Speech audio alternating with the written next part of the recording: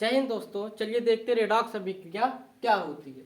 तो रेडॉक्स अभिक्रिया हमने कल बताया था अपचयन और उपचयन। तो अपचयन में हमने बताया था हाइड्रोजन जुड़ेगा तो अपचयन होगा और ऑक्सीजन हटेगा निकलेगा तो भी अपचयन होगा।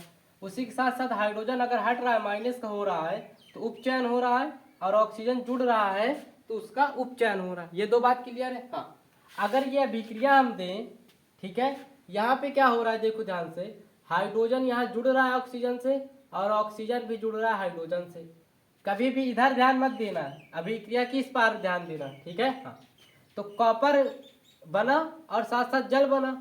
अब हाइड्रोजन जुड़ा ऑक्सीजन भी जुड़ा, हाइड्रोजन का जुड़ना अपचयन हो गया। क्या हो गया? अपचयन।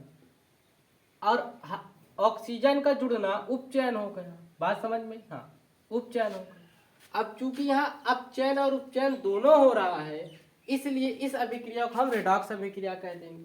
मतलब जिस अभिक्रिया में एक साथ उपचयन भी हो और उपचयन और अपचयन दोनों प्रक्रियाएं हो, ये दोनों हो, हाइड्रोजन जुड़े भी और ऑक्सीजन भी जुड़े, या ऑक्सीजन निकले और हाइड्रोजन निकले, तो उसको हम क्या कह देंगे? वो रेडॉक्स अभिक्रिया। माने दोनों अभिक्रियाएं होनी चाहिए। कौन कौन से? अपचयन और उपचयन की दोनों प्रक्रिया अगर हो रही है तो वो रिएक्शन जो होगी रेडॉक्स अभिक्रिया कहलाएगी। सेम ऐसे ये भी है और सेम ऐसे ये भी है। यहाँ पे भी देखो हाइड्रोजन जुड़ रहा है ऑक्सीजन जुड़ रहा है तो अपचयन भी और उपचयन भी है। इसमें इलेक्ट्रॉन जुड़ रहे हैं और घट रहे हैं। देखो ध्यान से, ये इलेक्ट्रॉन दे रहा है, ये इलेक्ट्रॉन ले रहा है। बात समझ रहे हैं? हाँ, तो जब इलेक्ट्रॉन लिया भी जाता है और दिया भी जाता है तो उसको हम कहते हैं रेडॉक्स अभिक्रिया।